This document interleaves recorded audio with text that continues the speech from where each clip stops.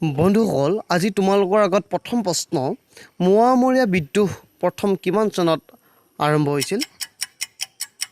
Time start নাও। তোমালোকে নিজে এবাৰ ভাবি চোৱা কোনটো শুদ্ধ।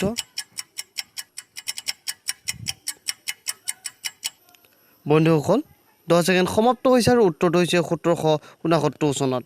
বন্ধুসকল, খ নম্বৰটো যে তোমালোকে 1782 চন দেখিছা, 1782 চনত দ্বিতীয়বাৰ বাবে মোৱামৰীয়া বিদ্ৰোহ আৰম্ভ হৈছিল। আৰু আনফালে গটো 1786 চনত তৃতীয়বাৰ বাবে মোৱামৰীয়া বিদ্ৰোহ আৰম্ভ হৈছিল। সকলোৱে মনত ৰাখিবা এই প্ৰশ্ন উত্তৰ। দ্বিতীয় প্ৰশ্ন, অসমত প্ৰথম মানৰ আক্ৰমণ কিমান চনত হৈছিল? টাইম ষ্টাৰ্ট নাও।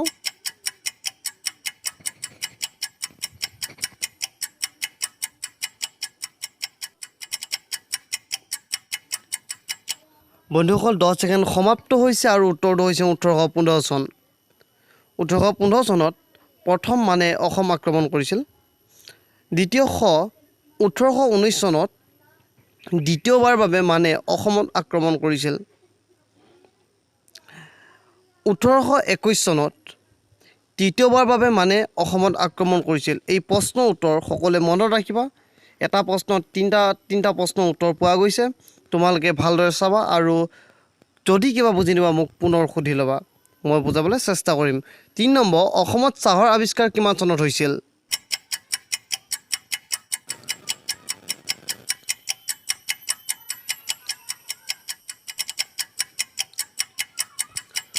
বন্ধুসকল, 10 ছেকেণ্ড সমাপ্ত হৈছে আৰু উত্তৰটো হৈছে 1823 চনত। বন্ধুসকল, এই প্ৰশ্নৰ উত্তৰটো তোমালোকে ভালদৰে চাবা।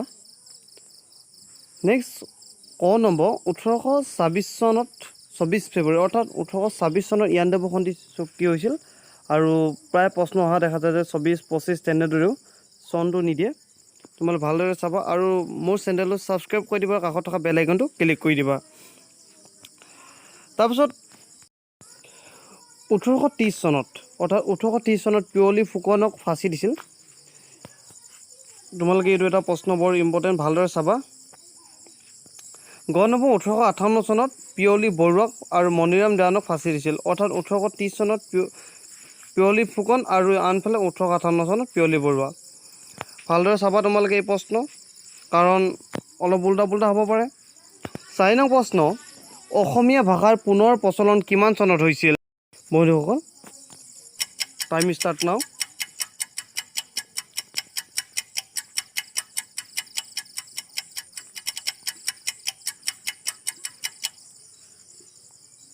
বন্ধুসকল, 10 ছেকেণ্ড সমাপ্ত হৈছে আৰু উত্তৰটো হৈছে ক, 1873 চনত। এই প্ৰশ্নটো তোমালোকে ভালদৰে চাবা। আনফালে খ, 1883 চনত প্ৰথম ব্ৰহ্মপুত্ৰত জাহাজ চলিছিল। কেতিয়াবা প্ৰশ্ন আহিব পাৰে যে ব্ৰহ্মপুত্ৰত কিমান চনত প্ৰথম জাহাজ চলিছিল? গ, 1990 চনত অৰ্থাৎ 1990 চনত অসমত প্ৰথম ৰাষ্ট্ৰপতি শাসন চলিছিল। গোটেইবোৰৰ ইম্পৰ্টেণ্ট প্ৰশ্নৰ উত্তৰ তোমালোকে ভালদৰে চাবা। আৰু ঘ, 1921 চনত মহাত্মা গান্ধী প্ৰথম অসম ভ্ৰমণ কৰিছিল। এইটো এটা ইম্পৰ্টেণ্ট প্ৰশ্ন, ভালদৰে চাবা তোমালোকে। 5 নং প্ৰশ্ন, অসম সাহিত্য সভাৰ প্ৰথম অধিৱেশন কিমান চনত হৈছিল? টাইম ষ্টাৰ্ট নাও।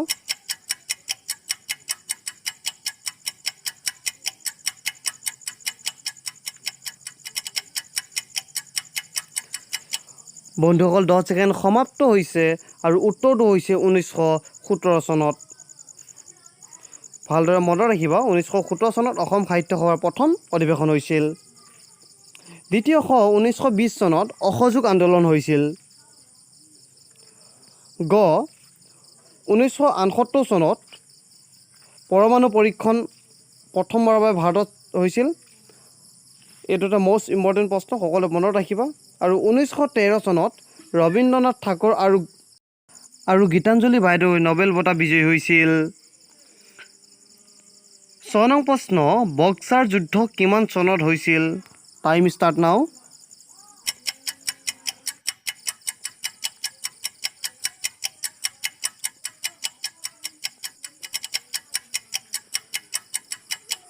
বন্ধুসকল, 10 ছেকেণ্ড সমাপ্ত হৈছে আৰু উত্তৰটো হৈছে খ, 1764 চনত। তোমালোকে ভালদৰে মনত ৰাখিবা এই প্ৰশ্নৰ উত্তৰ। ক নম্বৰ, 1914 চনত অৰ্থাৎ 1914 চনত প্ৰথম বিশ্বযুদ্ধ হৈছিল। সকলোৱে মনত ৰখা দৰকাৰ এই প্ৰশ্নটোৰ উত্তৰ। গ 1919 চনত জালিয়ানবাগৰ হত্যাকাণ্ড হৈছিল। ঘ 1939 চনত অৰ্থাৎ 1939 চনত দ্বিতীয় বিশ্বযুদ্ধ হৈছিল। গোটেইবোৰ ইম্পৰ্টেণ্ট প্ৰশ্নৰ উত্তৰ, গতিকে তোমালোকে ভালদৰে চাবা। বন্ধুসকল, প্ৰত্যেকটো ভিডিঅ'ৰ দৰে আজিও তোমালোকৰ বাবে এটা প্ৰশ্ন লৈ আহিছোঁ। এই প্ৰশ্নৰ উত্তৰ যোনজনে শুদ্ধকৈ দিব তেওঁক পৰৱৰ্তী ভিডিঅ'ত অৰ্থাৎ তেওঁৰ নাম পৰৱৰ্তী ভিডিঅ'ত উল্লেখ কৰা হ'ব আৰু এই উত্তৰ কমেণ্টৰ দ্বাৰা জনাব লাগিব। আজিৰ প্ৰশ্নটো হ'ল গৰিবী হটাও কাৰ শ্লোগান আছিল?